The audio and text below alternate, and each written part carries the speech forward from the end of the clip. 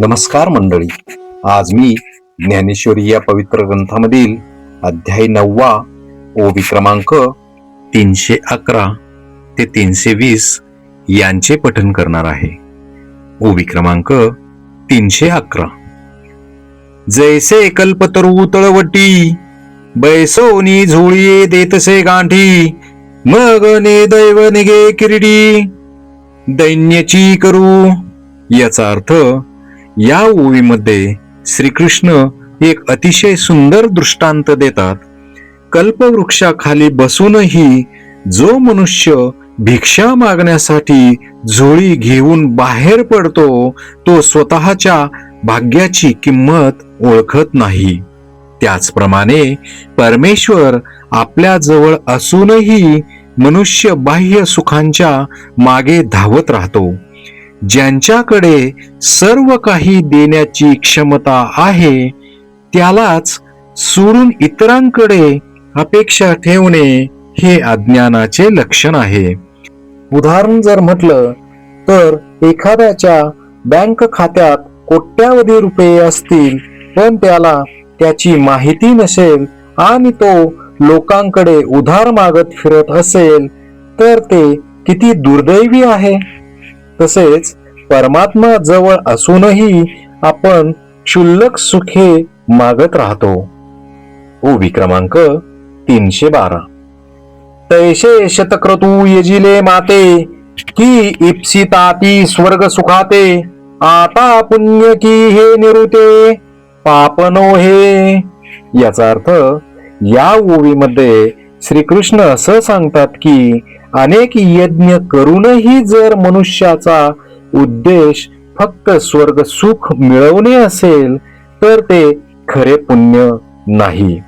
कारण परमेश्वर प्राप्तीसारखे सर्वोच्च ध्येय सोडून तात्पुरत्या सुखांची इच्छा करणे म्हणजे मोठ्या लाभाऐवजी छोट्या लाभावर समाधान मानणे होय.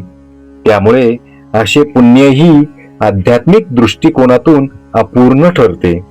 ह्याचं जर उत्तम उदाहरण म्हटलं तर एखाद्या विद्यार्थ्याला जगातील सर्वोत्तम विद्यापीठात प्रवेश मिळू शकतो पण तो फक्त एका दिवसाच्या बक्षिसासाठी ती संधी सोडतो.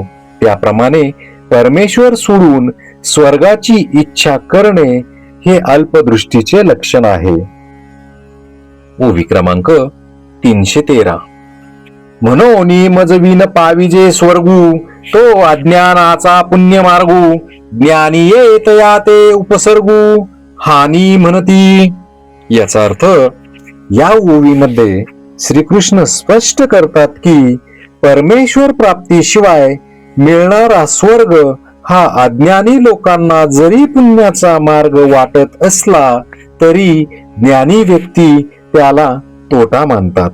कारण स्वर्गातील सुख संपल्यावर पुन्हा जन्म मरणाच्या चक्रात यावे लागते. त्यामुळे तो कायमस्वरूपी आनंद देणारा मार्ग मुळीच नाही.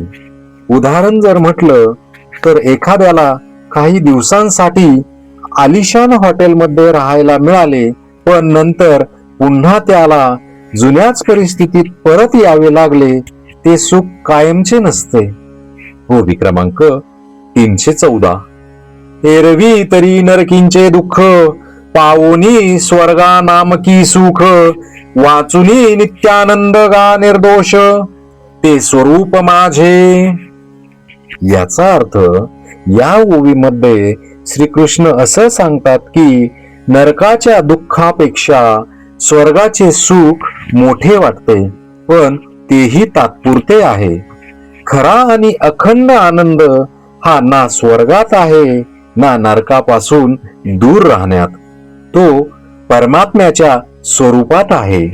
परमेश्वर प्राप्ती म्हणजे शाश्वत, निर्दोष आणि कधीही न संपणारा आनंद. उदाहरण जर म्हटलं तर उन्हात उभ्या राहणाऱ्या माणसाला सावली सुखद वाटते पण स्वतःच्या घरातील सुरक्षितता आणि शांतता वेगळीच असते. परमेश्वराचा आनंद हा त्या कायमच्या घरासारखा आहे. ओवी क्रमांक 315. मज येता पै सुभटा, या द्विधा का आवाटा, स्वर्गू नरकू या वाटा, चोरांची याचा अर्थ या ओवीत श्रीकृष्ण असंही सांगतात की परमेश्वराकडे जाणाऱ्या मार्गात स्वर्ग आणि नरक या दोन्ही गोष्टी अडथळे ठरू शकतात. नरकाची भीती आणि स्वर्गाची लालसा या दोन्ही मनुष्याला परमेश्वरापासून दूर ठेवतात. खरी साधना ही भीती आणि लोभ यावर आधारित नसून प्रेम आणि आत्मज्ञानावर आधारित आहे. उदाहरण जर म्हटलं तर प्रवासात चुकीच्या फाट्यावर गेल्यास गंतव्यस्थानी पोहोचता येत नाही.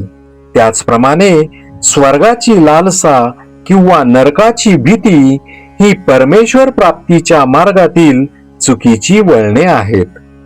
ओवी क्रमांक 316. स्वर्गा पुण्यात्मके पापे येईजे, पापात्मके पापे नरका जाईजे, मग माते जेने पाविजे ते शुद्ध पुण्य. याचा अर्थ या ओवीत श्रीकृष्ण सांगतात की स्वर्ग प्राप्ती करणारे पुण्य ही शेवटी जन्म मरणाचे कारण बनत असल्यामुळे ते अंतिम सत्य नाही. नरकाकडे नेणारे पाप आणि स्वर्गाकडे नेणारे पुण्य या दोन्ही गोष्टी संसाराच्या चक्रातच ठेवतात. पण जे कर्म परमेश्वर प्राप्तीकडे घेऊन जाते तेच खरे शुद्ध पुण्य होय. उदाहरण जर म्हटलं तर दोन वेगवेगळ्या रस्त्यांनी फिरून पुन्हा त्याच ठिकाणी परत येणे आणि थेट आपल्या घरी पोहोचणे यात फरक असतो. परमेश्वर प्राप्ती म्हणजे आपल्या खऱ्या घरी पोहोचणे होय. ओवी क्रमांक 317.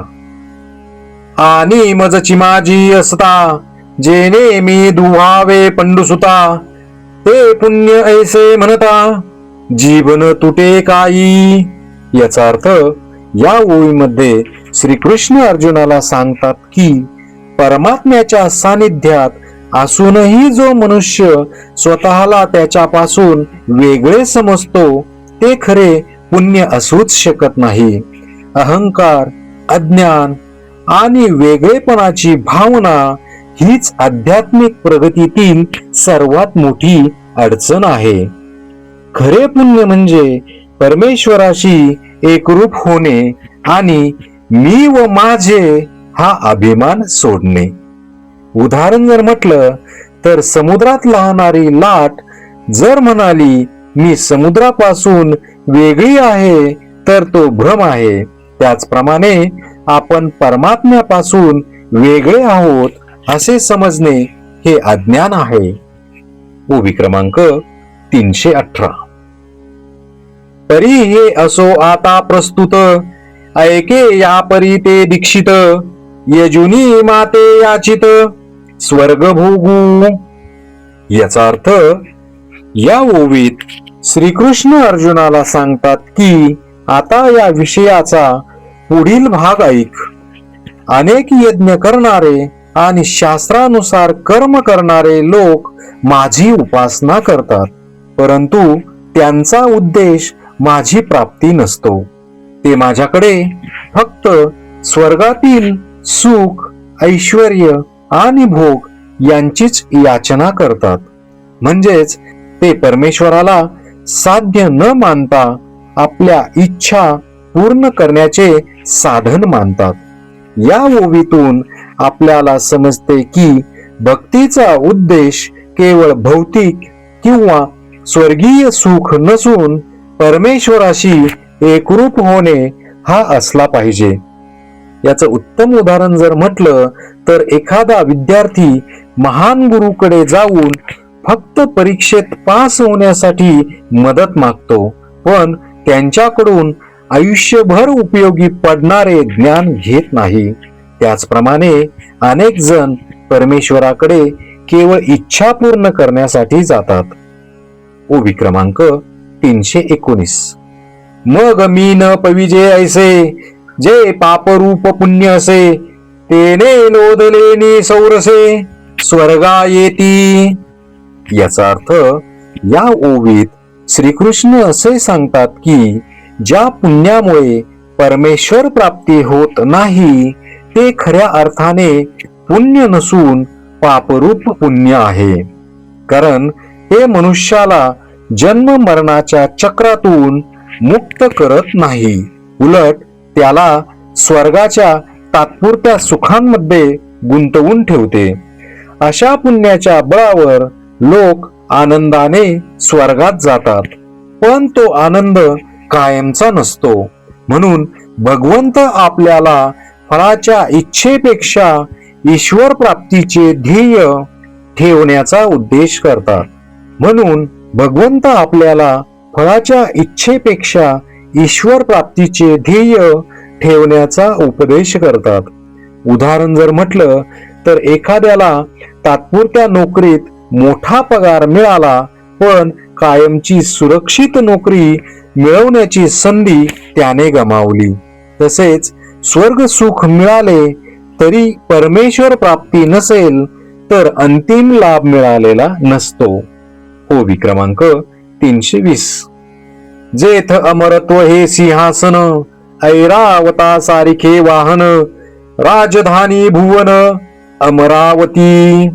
याचा अर्थ या ओवीत संत ज्ञानेश्वर स्वर्गाचे वैभव वर्णन करतात. स्वर्गात अमरत्व, इंद्राचा ऐरावत हत्ती, अमरावती नगरी आणि अनेक दिव्य सुखांचा उल्लेख आहे. हे वर्णन स्वर्गाचे आकर्षण दाखविण्यासाठी आहे, परंतु या मागील उद्देश असा आहे की हे सर्व वैभव असूनही ते शाश्वत नाही. पुण्य संपले की स्वर्ग सुखही संपते आणि पुन्हा जन्म घ्यावा लागतो. त्यामुळे परमेश्वर प्राप्तीचा आनंद हा स्वर्गातील वैभवापेक्षाही श्रेष्ठ आहे.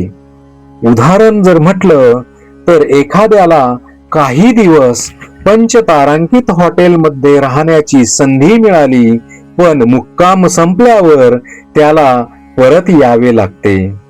स्वर्गाचे सुखही असेच तात्पुरते आहे, तर परमेश्वर प्राप्ती हा कायमचा आनंद आहे. या ओव्यांचा मुख्य संदेश जर म्हटलं तर संत ज्ञानेश्वर माऊली सांगतात की स्वर्ग, पुण्य आणि कर्म यापेक्षा परमेश्वर प्राप्ती हेच जीवनाचे अंतिम ध्येय आहे.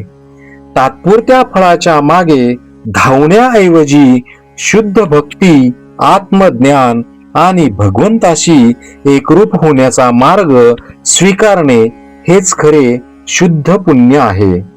त्याचप्रमाणे संत ज्ञानेश्वर माऊली पुढे असंही सांगतात की भगवंताची उपासना स्वर्ग, संपत्ती किंवा सुख मिळवण्यासाठी नव्हे, तर भगवंतालाच प्राप्त करण्यासाठी असावी.